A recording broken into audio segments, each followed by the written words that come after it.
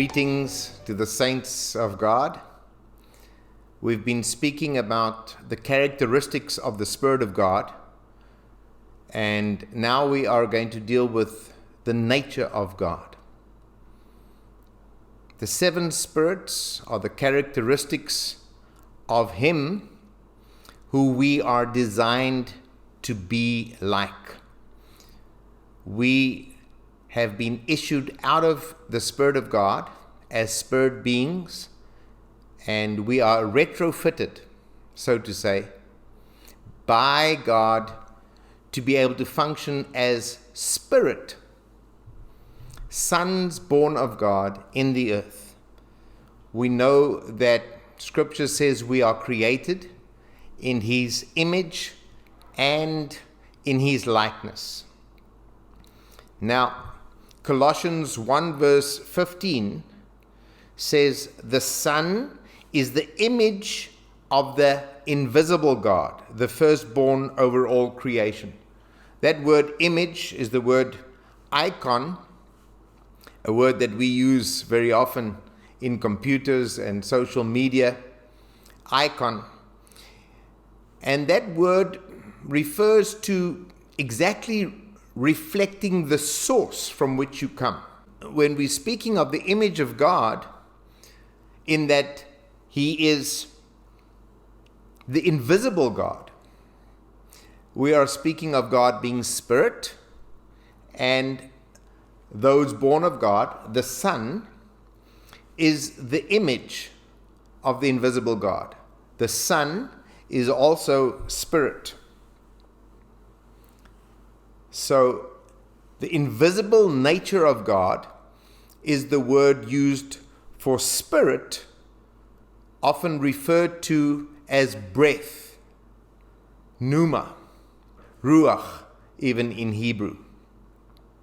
So, the Spirit, like wind, the Spirit is compared to being like wind. God is invisible, God is spirit, and like wind, God cannot be seen. But like wind, in this analogy, God can be experienced. We do not see spirit, but we experience the working of God who is spirit. So we are like Him in that we are issued out of God, and our spirits are eternal spirits. Every human being has been created with a spirit out of God. When we are born again, that spirit is connected to God and is alive, comes alive, and we are now able to live the purpose for which God created us to live. Those who are not born again, their spirits are dormant. And when they die, those dormant spirits that never came alive are then taken up back to God, reassembled back to God. But the person then is, for all intents and purposes, dead. Those of us who are born of the Spirit are alive to God. So, I want you to understand, when we're speaking of the image of God and the likeness of God, there are different aspects that we are talking about. The image of God being that God is spirit. We too are sons of God in the image of God, in that we are spirit. And that's why we've been looking at the characteristics of the Spirit of God, so that we can understand how we are to function in this earth, empowered, enabled by the Spirit of God as we are born of His Spirit. And because we essentially are spirit, this spirit has a soul and lives in a body. That spirit is the driving force, the engine of who we are. And because of that, how we are to function out of the Spirit of God, this what should be that which drives us, we should understand that very thoroughly. And that's why we've done a thorough examination of the 7 characteristics of the Spirit of God. We are to be in that image. Colossians 3 verse 10 says, "And have put on the new self, which is being renewed in knowledge in the image of its creator." But we are also created to be in his likeness. Now, the image of God is that he is spirit, and we are to be renewed in the knowledge of that we are spirit and operating as spirit. In the likeness of God, one sees the characteristics of God that relate to his personhood, who he is, not that which relates to his abilities. His characteristics are not his abilities. His abilities, in fact, serve his personhood. So the abilities of God serves who God is. Who God is, defined in one word, essentially, is love. So Colossians 3 verse 10 we read. Let's go on from verse 12 to 14. "Therefore, as the elect of God, holy and beloved, clothe yourselves with hearts of compassion, kindness, humility, gentleness, and patience. Bear with one another and forgive any complaint you may have against someone else. Forgive as the Lord forgave you. And above all these virtues, put on love, which is the bond of perfect unity." So we saw in verse 10, it spoke of putting on a new self, renewed in knowledge in the image of him, that we are spirit.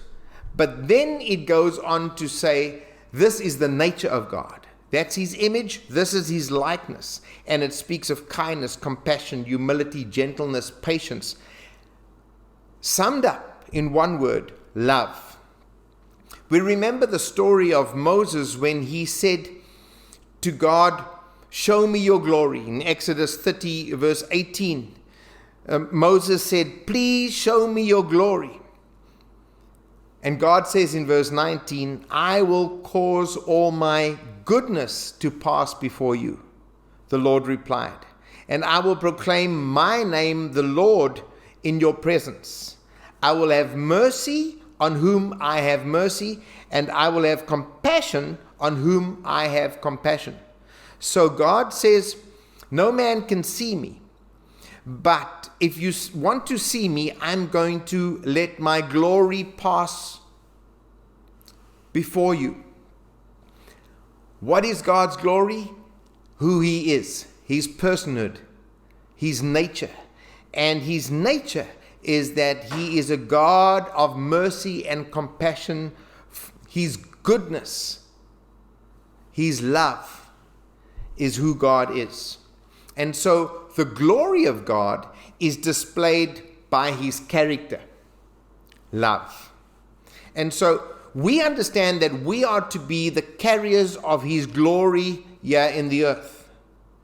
And that's why the new commandment that Jesus gives us is in fact this new standard. It was no longer good enough to love in the way that we loved ourselves. That is not good enough. Even though we think we love ourselves adequately, it's not a standard that meets God's standard of who he is. So he says, this is the new standard. As I have loved. That's the standard. No longer love as you love yourself, but as Christ loves, or as God himself loves. Love in the same nature of your Father. So now we come to this word, which is different from icon. It's the word character. It's only used once in Scripture, but it is so clear in Hebrews 1 verse 3 when it says the Son is the radiance of God's glory and the exact representation of his nature. Other translations say his being, the substance of who he is. So here we see these things together. The Son, those who are born out of the Spirit of God, radiates God's glory. The Son radiates the Father, the glory of the Father. Now we're talking about not just image being spirit. We are speaking of his nature and his character. And it says the exact representation. That word is character, which is not icon, not just now reflecting the source from which you come, but character means the exact reproduction, which reflects inner character too. We are the exact representation reflecting the character of our Father, his nature, exactly represented in us. So we have these two aspects. We are born of his Spirit, that image, icon, but we are also to be like him because he is our Father. So we're born of his Spirit, but we are equipped by his Spirit into our spirits to put on display his nature. We are born of him, and now he produces his life in us. This analogy of the Spirit of God being like wind. You cannot see where it comes from, but you can feel its effects. In the same way, God can be experienced or seen like you see the effects of the wind. One can experience God without knowing God. You can benefit and see the things that God does without knowing him. Knowing God is very different to just experiencing the effects of God's nature. The difference between seeing and knowing God. Through the corporate Son, the fullness of God is made manifest visibly in the world through the corporate Son. No one individual contains the fullness of God to be seen, but God is seen through this corporate Son to a world who will now experience God. They will see God and experience God through us. But it is only to the sons, those who know him, that get to put him on display. Do you see the difference? Many are beneficiaries of God's nature and God's character. They see God, they experience God, but it is our privilege as son to be the ones who know him, and by knowing him, we can put him on display. Only the sons who know God can be the ones through whom he is seen, because he is only known by the Spirit, only those who are born of the Spirit. And that's why Titus 1 verse 16 says, they profess to know God, but their actions deny him.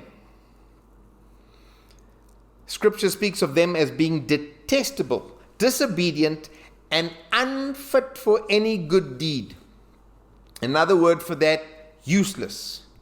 Many people say they know God, but in their actions, it's clear they do not know him. They actually deny him. They contradict who he is. And those who, by their very nature, not born of God, but Jesus says, your father is the devil. Those ones, even though they're religious, even though they put on pretense, if they do not know God, he says they are good for nothing, useless. But if you know God, the result is love will be put on display. And that's why 1 John 4 verse 7 and 8 says, everyone who loves has been born of God and knows God. Whoever does not love does not know God, because God is love. We see this word know, knowing God.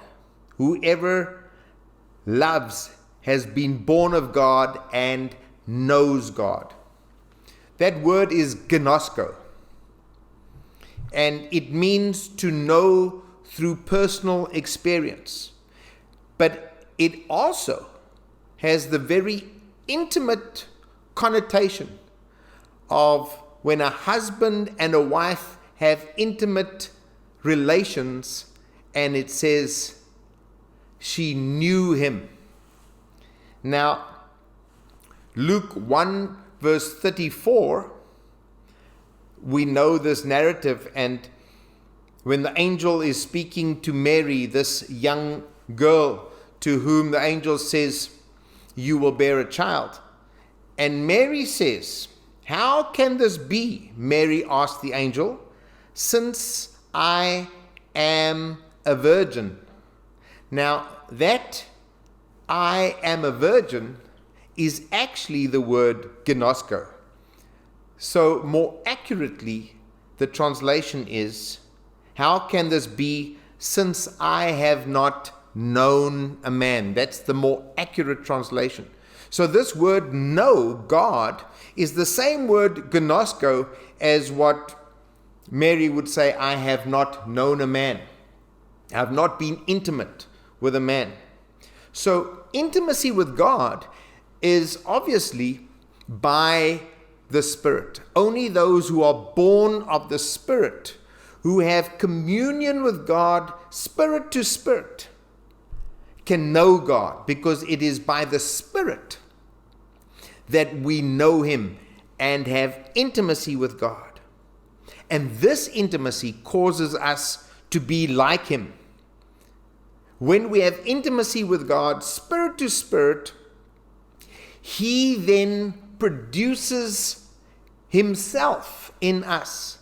Very much like a husband and wife that have intimacy, it produces the fruit of who the father is and the mother is in the mother. In fact, the blood is of the father, not of the mother. It is the father that produces himself through that intimacy, so to speak. And our intimacy with God by the Spirit, He produces Himself in us. Himself being the fruit of who He is, the fruit of the Spirit of God. We commonly just refer to it as the fruit of the Spirit. But it is the fruit of God who is Spirit. It's produced in us by this intimacy. So only those who know God can put Him on display so that He can be seen. Those who only see God are not given access to the mystery of who God is. That's only for the sons that are assembled into the Spirit of Christ. So sons just don't see God, but participate in His character and His nature, putting Him on display now through their actions. His nature is now produced by the Spirit in us. What is His nature? God is love. Now, as human beings, we experience a dimension of love. You love your wife, you love your children, you love your family, you love plants, and you love your pets. But all of these expressions of love are only a shadow, really, a shadow of God's love. We can only through this, begin to comprehend God's love, but only as a shadow, not in the real thing. You know, there are people that do benevolent acts of kindness. That means they do it with no return, with no reward. So out of love. Even that is not understanding or putting on display the true divine nature of God, but it is shadow, just the beginning, that we can start getting a taste for that which God says, I'm revealing myself to you. It helps us to understand God's love better. But no human being has in themselves the capacity to express the divine standard of love. So God allows us to enjoy a measure, a shadow, as human beings in the experience of love. When my child was born, I knew that God is real because there was something in me, an ability to love unconditionally that I never had in myself. It's a shadow. It starts drawing us to the real thing of who God's nature is. And these experiences lead us to the divine standard. But it is by His Spirit in His body that He will train and equip and enable us to love as He loves, through intimacy, to produce His nature and character, the divine standard that Jesus spoke about, John 13:34, when He says, a new commandment I give you, love one another as I have loved you. That's the standard, so that you may also love one another. No longer in the way you can love yourself even. No, not good enough. As I have loved you, so you are to love one another. So this is only a work of the Spirit. Only by His Spirit can we enter into that. So in the next few months, we are going to be taking a look at the nature of God, understanding that God is love. And He's producing His nature. The character of who He is being engraved in our lives by His Spirit. And we have the blessed privilege of not only seeing God at work, but being the agents through whom He will be seen. Grace and peace to you.